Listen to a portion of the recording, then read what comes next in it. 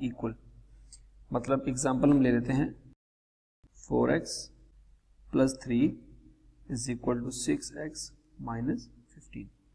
ये एक mathematical statement है, मतलब ये जो आपके सामने लिखा हुआ है एक मैथमेटिकल स्टेटमेंट है जो बता रही है कि ये वाली जो साइड है इस साइड के बराबर है, सेंटर में इक्वल का साइन है। इसको हम कहते हैं अलजेब्रिक एक्सप्रेशन। ये एक एक्सप्रेशन है और ये दूसरा एक्सप्रेशन है, ठीक है जी, और ये आपस में बराबर है। अब यहाँ पे जो आपके सामने x लिखा हुआ है इसको हम कहते हैं वेरिएबल, इसको हम कहते हैं जी वेरिएबल, ये बात याद रखनी है। ये नंबर्स हैं आपके सामने 4, 3, 6, 15, ये वेरिएबल है, x की जो वैल्यू है ये वेरिएबल है और ये अननोन है। इस वैल्यू को फाइंड करना हमारा मकसद होता है जिसकी वजह से इक्वेशंस डेवलप की जाती हैं। अब एक इक्वेशन में एक x की वैल्यू मतलब एक अननोन होता है, 2 अननोन होते हैं, 3 अननोन होते हैं, उसकी बेसिस पे हम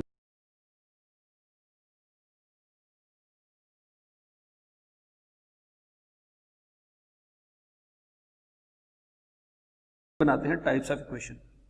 हम टाइप्स ऑफ इक्वेशन देख लेते हैं। इक्वेशन की मेनली 3 टाइप्स होती हैं। Number 1 is simple equation, number 2 is linear equation and number 3 is quadratic equations. कुछ और एग्जांपल्स भी होती हैं, क्यूबिक इक्वेशंस, ठीक हो गया जी, एंड हायर ऑर्डर्स, इनको हायर ऑर्डर इक्वेशन भी कहा जा सकता है। अब इनमें जो मेन जो टाइप्स बनाई गई, हमने क्लासिफिकेशन की है वो x की वजह से की है। मतलब अगर एक सिंगल वैल्यू है x, एक सिंगल वेरिएबल है, तो उस इक्वेशन को कहते हैं simple equation. Only one variable, अगर किसी इक्वेशन में सिर्फ एक वेरिएबल होगा तो उसको हम सिंपल इक्वेशन कहते हैं, जैसे कि ये वाली एग्जांपल है। लेकिन यहाँ पे कंडीशन है, कंडीशन क्या है, पावर ऑफ वेरिएबल इज 1, मतलब यहाँ पे x की पावर 1 है, अगर नहीं गिवन तो डेफिनेटली इसकी पावर 1 ही होगी, ठीक है जी। एक ऐसी इक्वेशन जिसमें एक वेरिएबल हो सिर्फ और उस वेरिएबल की पावर 1 हो, उसको हम कहते हैं सिंपल इक्वेशन। जैसे कि आपके सामने एग्जांपल है 2x plus 5 is equal to 15, ये एग्जांपल एक और है, ओके। अब दूसरी एग्जांपल ले लेते हैं लीनियर इक्वेशन की। ऐसी इक्वेशन जिसमें 2 और 3 वेरिएबल्स हों उसको हम लीनियर इक्वेशन कहते हैं, ठीक हो गया जी। और उसकी जो पावर है दोनों की, या जितने भी वेरिएबल्स हैं, power of each variable is 1, उनमें भी हर वेरिएबल की पावर 1 होनी चाहिए।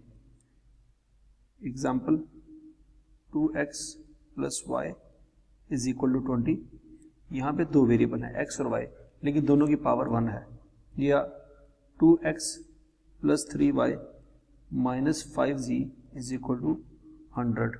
अब इस इक्वेशन में 3 वेरिएबल्स हैं x, y और z, लेकिन तीनों की पावर क्या है, 1 है। तो ये दोनों एग्जांपल हैं किसकी जी, लीनियर इक्वेशन की। आगे हम क्वाड्रेटिक इक्वेशन देख लेते हैं। क्वाड्रेटिक इक्वेशन बेसिकली वो इक्वेशन होती है जिसमें नॉर्मली एक वेरिएबल होता है but power of variable is 2, उसकी पावर होती है 2। एग्जाम्पल हम दे लेते हैं जी 2x square plus 5x plus 20 is equal to 0। ये एक क्वेश्चन है और इसमें x की पावर 2 है, वेरिएबल सिर्फ एक ही है x, लेकिन उसमें x की जो मैक्सिमम पावर है वो 2 है, तो इसलिए इस वजह से हम इसको क्वाड्रेटिक इक्वेशन कहते हैं।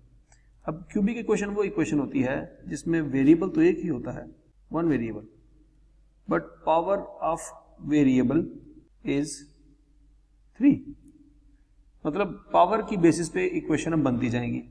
For example x cube plus 4x square minus 5x plus 100 is equal to 0, ठीक है जी। अब ये एक ऐसी इक्वेशन है जिसमें x की पावर क्या है जी, 3 है, तो लिहाजा इसको हम क्यूबिक इक्वेशन कह सकते हैं, एंड सो ऑन, आगे चलते जाएंगे, ठीक है जी। ये हमने अच्छी तरह से याद रखना है। तो फिलहाल आपके सामने जो एग्जांपल है वो है सिंपल इक्वेशन की। ऐसी इक्वेशन जिसमें सिर्फ एक वेरिएबल हो और उसकी पावर 1 हो, 2 ना हो, उस इक्वेशन को हम सिंपल इक्वेशन कहते हैं, ठीक है जी। यहां तक आपको बात समझ आ जानी चाहिए। अब आगे चलते हैं। अगला पॉइंट ये है, when 2 sides of an equation are equal by giving any value to x the equation is called identical equation. मतलब क्या है इस चीज का? इसका मतलब है कि 3x plus 4x is equal to 7x। अब ये एक एक्सप्रेशन है, ये एक एक्सप्रेशन है और बीच में इक्वल का साइन है, तो एज पर डेफिनेशन ये एक इक्वेशन है।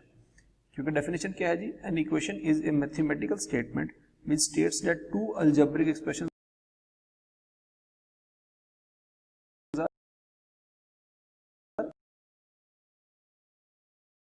इक्वल।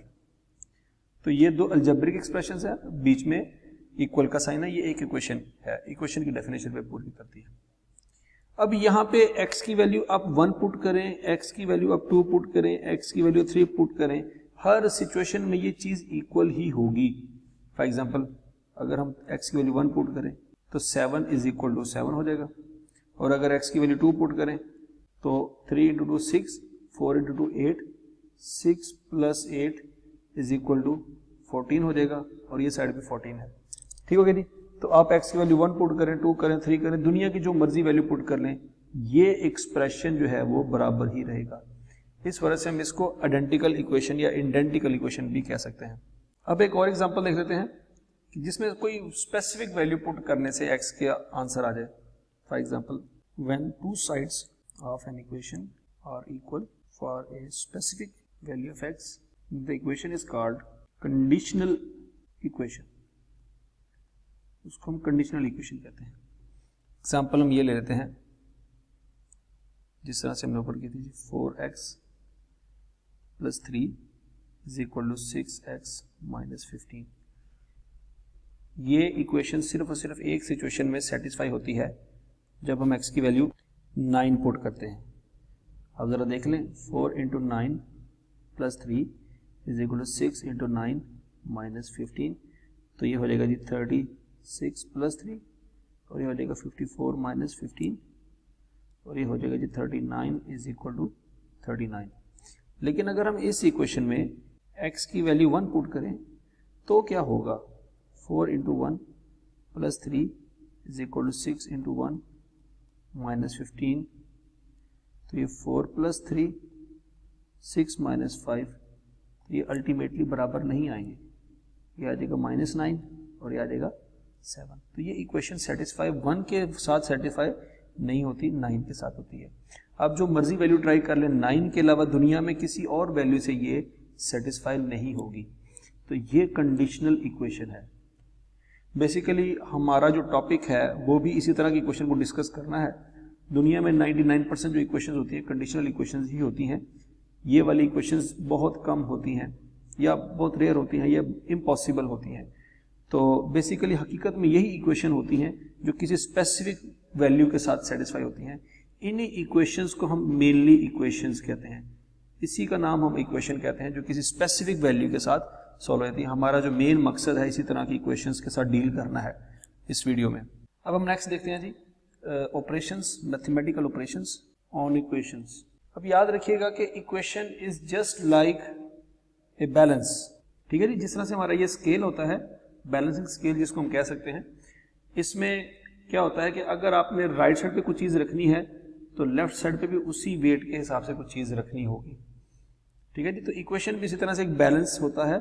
अगर राइट साइड पे और लेफ्ट साइड पे जो है आप कोई चेंज करना चाहते हैं तो दोनों साइडों पे बराबर चेंज करेंगे तो ये बैलेंस आपका बाकी रहेगा, वरना ये बैलेंस या तो नीचे चला जाएगा या ऊपर चला जाएगा। ठीक है जी, तो इसलिए अगर यहाँ पे कोई चीज ऐड करनी है तो इस साइड पे भी वही चीज ऐड करनी होगी, या यहाँ पे कोई चीज माइनस करनी है तो इस साइड पे वही चीज माइनस करनी होगी, यहाँ पे कुछ चीज मल्टीप्लाई करनी है तो इस तरफ भी मल्टीप्लाई करना होगा, यहाँ पे कुछ डिवाइड करना है तो यहाँ पे भी उसी अमाउंट से डिवाइड करना होगा। तो इसका मतलब है कि इक्वेशंस के ऊपर मैथमेटिकल ऑपरेशन आपने इक्वेशन के एक साइड पे जो परफॉर्म करने हैं वही दूसरी साइड पे परफॉर्म करने होंगे, तभी वो बैलेंस मेंटेन रहेगा, अदरवाइज बैलेंस नहीं मेंटेन रहेगा। ठीक है जी, तो बोथ साइड पे इक्वेशन की दोनों तरफ, राइट साइड और लेफ्ट साइड, दोनों साइड पे सेम ऑपरेशंस हमें परफॉर्म करने होंगे। प्लस करना है तो सेम अमाउंट से, माइनस करना है तो सेम अमाउंट से, मल्टीप्लाई करना है तो सेम अमाउंट से, डिवाइड करना है तो सेम अमाउंट से। और दोनों साइड पे, एक साइड पे किया दूसरी साइड पे नहीं किया तो इक्वेशन बैलेंस नहीं हो जाएगी, वो खराब हो जाएगी। तो इक्वेशन को हमेशा अगर आपने सॉल्व करना है तो उसका तरीका यही है कि जो ऑपरेशन एक साइड पे किए जाएंगे वही इक्वेशन दूसरी साइड पे किए जाएंगे, जिस तरह से ये तराजू, जिस तरह से स्केल वर्क करता है। अब हम एग्जांपल ले लेते हैं। एग्जांपल है जी हमारे पास 6x - 3 is equal to 2x + 5।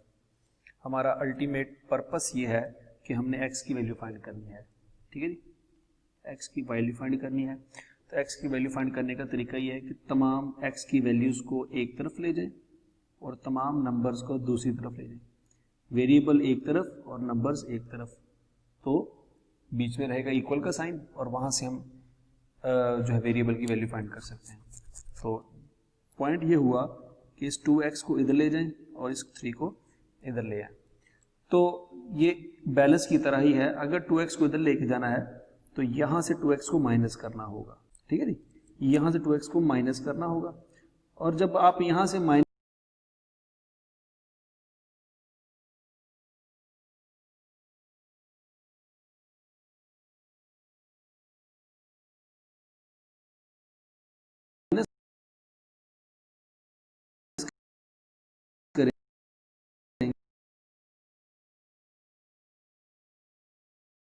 तो इक्वेशन की दूसरी तरफ भी आपको माइनस करना होगा, ठीक है जी। तो फॉर एग्जांपल हम स्टेप 1 देख लेते हैं जी। Subtract 2x from both sides. 2x को दोनों साइडों में से माइनस कर दें, मतलब हो जाए 6x - 3 - 2x is equal to x + 5 - 2x। ये -2x इसके साथ कट गया और ये 2x इधर आ गया, तो 6x - 2x हो जाएगा 4x - 3 इज इक्वल टू 5, ठीक है जी। अब स्टेप 2 है कि ये जो नंबर है इसको नंबर को राइट साइड पे जाना चाहिए, ठीक है जी। इस नंबर को हम राइट साइड पे लेके जाते हैं, तो तरीका क्या होगा जी, ऐड 3 ऑन बोथ साइड्स। तो 4x - 3 + 3 इज इक्वल टू 5 + 3, तो -3 + 3 से कैंसिल हो जाएगा, तो 4x इज इक्वल टू 8 आ जाएगा। अब अगला स्टेप ये है कि अगर आपने वेरिएबल की वैल्यू फाइंड करनी है तो इस वेरिएबल के साथ जो भी कोफिशिएंट है इसको खत्म करना होगा, ठीक है जी। 4x है मतलब x मल्टीप्लाई हो रहा है, अगर तो ये इसके साथ कोई नंबर मल्टीप्लाई हो रहा है तो इसको खत्म करने का तरीका ये है कि इसी नंबर से डिवाइड कर दें, ठीक है जी। तो जब हम इस साइड पे डिवाइड करेंगे इस साइड पे भी डिवाइड करना पड़ेगा। तो स्टेप 3 ये है कि divide both sides with 4। 4x over 4 is equal to x 8 over 4। ये इससे कट गया, x आ गया, ये इससे कट गया तो 2 आ गया। तो x की वैल्यू हमने फाइंड कर ली है 2। अब इस पूरी एग्जांपल से हमने एक चीज समझनी है, वो चीज बहुत इंपॉर्टेंट है आपको समझने के लिए कि अगर आप इक्वेशन को सॉल्व करना चाहते हैं, कि जरा देखिएगा कि यहाँ पे इस साइड पे ये जो 2x है ये प्लस था, जब हमने इसको ओवरऑल ट्रांसफर किया जिस तरह से मर्जी किया, वो जब इधर आया तो वो माइनस हो गया। यहां पे प्लस था, यहां पे वो माइनस हो गया। इसी तरह से जब अगले स्टेप में हमने यहां पे -3 था, इसको जब इधर ट्रांसफर किया तो वो +3 हो गया, वो 5 में ऐड होके 8 बन गया। मतलब यहां पे 2 प्लस था, यहां पे आके माइनस हो गया, यहां पे 3 माइनस था, उधर जाके वो प्लस हो गया। अच्छा, अब फिर इसका मतलब ये है कि इक्वेशन के एक तरफ अगर चीज प्लस है उसको इस तरफ लेके जाते हैं तो माइनस हो रही है, और अगर इधर माइनस है उसको जब इधर लेके जाते हैं तो वो प्लस हो रही है। ये ऑपोजिट इंपैक्ट शो कर रहे हैं, प्लस है इधर, माइनस इधर, माइनस इधर, प्लस। अब आगे इक्वेशन के इस तरफ 4 मल्टीप्लाई हो रहा था और अल्टीमेटली 4 ने इक्वेशन के राइट साइड पे जाके 8 को डिवाइड कर दिया और आंसर आया 2। मतलब इक्वेशन के इस तरफ अगर कोई चीज मल्टीप्लाई हो रही है उसको उधर लेके जा रहे हैं तो डिवाइड कर देगी, और अगर इक्वेशन के इस तरफ कोई चीज मल्टीप्लाई हो रही है उसको इधर लेके जाएंगे तो वो डिवाइड कर देगी। तो इक्वेशन के राइट साइड पे कोई एक्शन हो रहा है, कोई मैथमेटिकल ऑपरेशन हो रहा है, तो लेफ्ट साइड पे ऑपोजिट वर्क हो रहा है, ठीक है जी।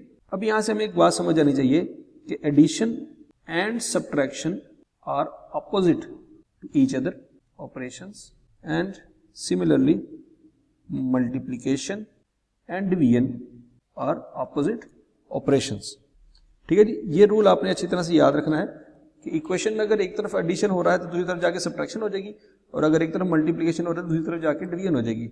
मल्टीप्लिकेशन का सब्ट्रैक्शन से कोई लेना देना नहीं है, डिवीजन का एडिशन से कोई लेना देना नहीं है। मल्टीप्लिकेशन का ऑपोजिट डिवीजन है, एडिशन का ऑपोजिट सब्ट्रैक्शन है, और सब्ट्रैक्शन का ऑपोजिट एडिशन है, और डिवीजन का ऑपोजिट मल्टीप्लिकेशन है। ये आपने अच्छी तरह से याद रखना है। इक्वेशन में हमेशा हम ये रूल आज के बाद याद रखेंगे। इसी तरह से हम ऊपर वाली इक्वेशन को भी सॉल्व करते हैं। ये हमारे पास इक्वेशन थी 4x + 3 = 6x - 15। उसको सॉल्व कर लेते हैं जी। 4x + 3 = 6x - 15। अब देखें जरा, हमने 4x को इधर लेके जाना है और 15 को इधर लेके आना है। वेरिएबल एक तरफ, नंबर दूसरी तरफ। ये 15 यहाँ पे माइनस हो रहा है, इधर आके प्लस हो जाएगा, और ये 4x यहाँ पे प्लस साइन के साथ है, जब उधर जाएगा तो माइनस हो जाएगा। ठीक है, ये हम अब शॉर्टकट कर रहे हैं थोड़ा सा चीज़ों को ब्रीफ करने के लिए। तो 6x - 4x आ जाएगा आंसर 2x, और 3 + 15 हो जाएगा 18। अब ये कोएफिशिएंट है जो x के साथ मल्टीप्लाई हो रहा है। ये इक्वेशन जब इस इक्वेशन के इस तरफ आएगा तो ये डिवाइड हो जाएगा, तो आंसर आ जाएगा हमारा 9। तो x = 9 हमारा आंसर आ गया। तो इक्वेशन को सॉल्व करने का ये तरीका है, ये आपने अच्छी तरह से याद रखना है। और वंस अगेन हम इस वक्त बात कर रहे हैं सिंपल इक्वेशन की। सिंपल इक्वेशन कौन सी होती है वो मैंने आपको बता दिया।